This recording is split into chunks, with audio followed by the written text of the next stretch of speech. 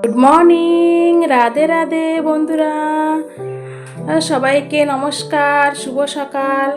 আজকে দেখো নতুন একটি ব্লগ নিয়ে এসেছি, ব্লগটির সাথে থাকো। ব্লগটি হলো আমি কুটিরি ঘরে থেকেও শান্তি আছে, এইরকম ধরনের অট্টালিকা পাকা দেলান কোটা ঘরে থেকেও আমার কোনো শান্তি নেই। সেই ভিডিওটা আমার জীবনের কাহানি তোমাদের সঙ্গে আজকে আমি একটু শেয়ার করছি বন্ধুরা। আমার সঙ্গে থাকো। আমি ঋতিকা, লিটিল আন্দামানে ছোট্ট একটি গ্রামে থাকি। তোমাদের আমার সাহায্যের অতি প্রয়োজন। তোমরা আমার সঙ্গে থাকো বন্ধুরা, আমার সাপোর্টের খুব প্রয়োজন। তোমরা আমাকে একটু সাপোর্ট করো বন্ধুরা, যাতে আমি কিছু জীবনে করতে পারি। আমরা সবাই সবার সঙ্গে থাকতে হবে, তাহলেই আমরা এগিয়ে যেতে পারবো। আমার ভিডিওটা দেখার জন্য তোমাদের অনুরোধ রইল বন্ধুরা, প্রথম থেকে লাস্ট অবধি দেখো। আর যদি কোথাও কোনো অংশে ভালো লেগে থাকে তাহলে তুমি সাবস্ক্রাইব করে রেখো তোমরা, যেহেতু আমার এমন ধরনের ভিডিও পাওয়ার জন্য। আর আমি সকাল থেকে দেখো আজ শুরু হয়ে গেছে, আমার বর ছেলে দুজনেই চলে যাচ্ছে দোকানে। দোকানে যাচ্ছে, তাদের আমি দুধ যেটা হরলিক্স বানিয়ে দিয়েছি, তারা খেয়ে চলে যাচ্ছে আমার বর। আর আমার জীবনের যা কাহানি সেটাই আজকে তোমাদের সঙ্গে আমি শেয়ার করব বন্ধুরা। আমি কাজ করতে করতে তোমাদের সঙ্গে আমার জীবনের কাহানিটা বলছি। তোমরা আমার কাহানিটা শোনো, গল্পটা যে সত্যি ঘটনাটা। আর যদি তোমাদের কোথাও ভালো লাগে তাহলে আমাকে ছোট্ট বোন বা কেউ বৌদি, দিদি বা মেয়ের মতো করে ভালোবাসা দিও, ঠিক আছে? এবার আমি গল্পটা শুরু করছি বন্ধুরা। সত্যি কথাই, আমি এখন তো এখানে লিটিল আন্দামানে থাকি। আমি আগে থাকতাম আমার বাবার বাড়ি, শ্বশুর বাড়ি দুটোই। আমার বাড়ি হচ্ছে ডিগলিপুরে। আমি ডিগলিপুরেরই মেয়ে। আমার যে বর তোমাদের দাদা ভাই, সেও ডিগলিপুরে ঘর। আমাদের শ্বশুরবাড়ি ডিগলিপুরে, সবই ডিগলিপুরে ঘর বাড়ি। আমি এখানে কিভাবে আসলাম, আজকে 23 বছরের উপরে হয়ে গেছে আমি এখানে থাকি লিটিল আন্দামানে। আমাদের সব কিছু থাকা সত্ত্বেও বাড়ি ঘর যা আছে মোটামুটি ভালোই চলে। আমরা কেন এখানে চলে এসেছি বন্ধুরা, সেটাই আমি তোমাদের কাছে একটু বলি আমার দুঃখের কথা। আমার দেওর একটু কথা বেশ কম বলতো, কখনো ভালো কাজ করলেও কোনো দিন শান্তি নেই। বড় ছেলে বড় বউ হলে যা হয় করে, অশান্তি, লড়াই ঝগড়া এইসবের পিছনে। আর যতই যাই করতাম কোনো দিন আমাদের নাম নেই।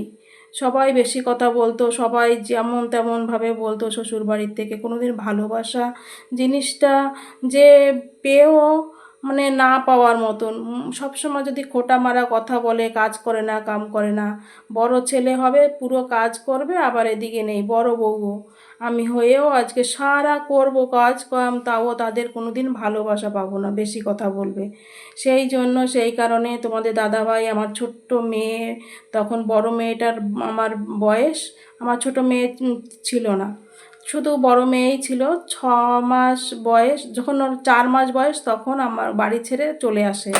এসে এখানে 6 মাসের মতন কাজ করে। কাজ করার পরে তারপরে আমাকে গিয়ে নিয়ে আসে। বাড়ি ভীষণ অশান্তি হচ্ছে। মনের রাগে বাড়ির থেকে বেরিয়ে এসে তারপরে একটা দাদাভাই এই হাঁটবে, ওই দাদাভাইয়ের বাড়িও ডিগলিপুরেই, ও হাঁটবে আসতেছিল, তখন পরিচয় হয় বোটে। বোটে পরিচয় করার পরে সেই দাদাভাইটা আমাদের এর বাবাকে নিয়ে আসে, তোমাদের দাদাভাইকে নিয়ে আসার পরে সে আসার পরে তার শ্বশুরবাড়িতে থেকে অনেক দিন কাজ কাম করে মানে খুঁজে দিয়েছে। ওই কাকিমার আমার অনেক বলবো কি, তারা আমাদের অনেক উপকার করেছে। ওই দাদা ভাইয়ের শ্বশুরবাড়িতে থেকে কাজ কামটা খুঁজে নিয়ে এক দাদা ভাইয়ের কাজে, একটা রেশনের দোকানে কাজে দিয়ে দিয়েছে। রেশনের দোকানে কাজ, বাগিচায় কাজ, সুপারির কাজ, মানে ঘরের সমস্ত মানে কাজ করতো। মানে চণ্ডীপাঠ, মানে জুতো সেলাই থেকে চণ্ডীপাঠ পর্যন্ত প্রত্যেকটা কাজ তাদের করতে হতো।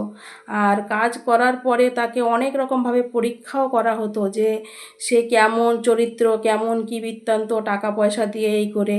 তা আমাদের তোমাদের দাদাভাইয়ের তো ওরকম স্বভাব নয়।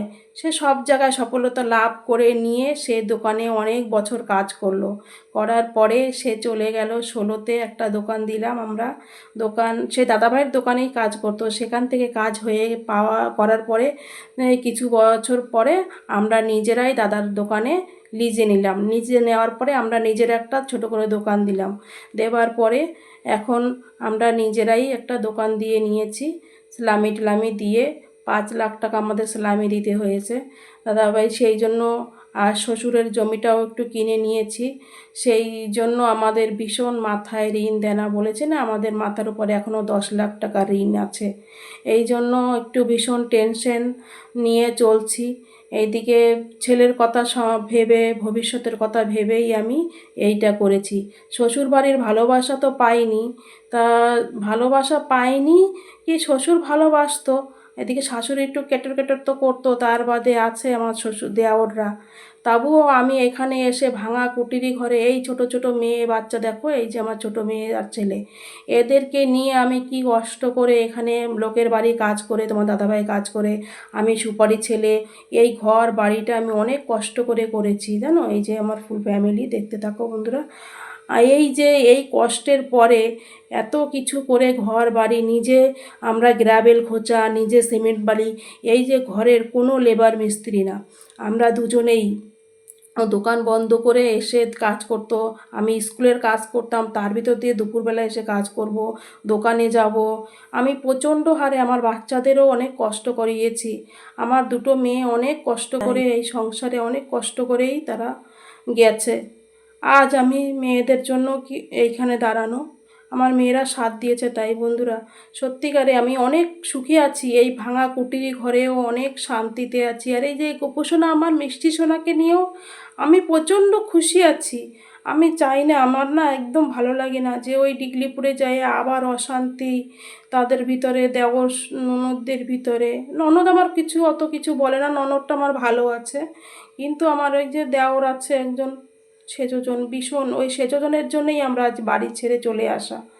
তারপরে ঘরে অশান্তি, ওখানে এক জায়গা থাকলে তো মুখ কালাকালি দেওর যারা মিলে আছেই। বড় বউ হলে তাও সহ্য করতে হয়, ঠিক আছে করি। এই যে ভাঙা কুটিরি দেখেছো একটা, ওই ওই চার্চের বেড়াগুলো, এগুলো না আমার পুরনো ঘরে ছিল। আর এই যে দেখছো নতুন ঘর, এটা আমি বানিয়েছি আমরা অনেক কষ্ট করে, দিন রাত। এই যে পেন্ট করাই করো না, রাত্রে আমরা 12টা 1টা অবধিও পেন্ট করেছি জানো।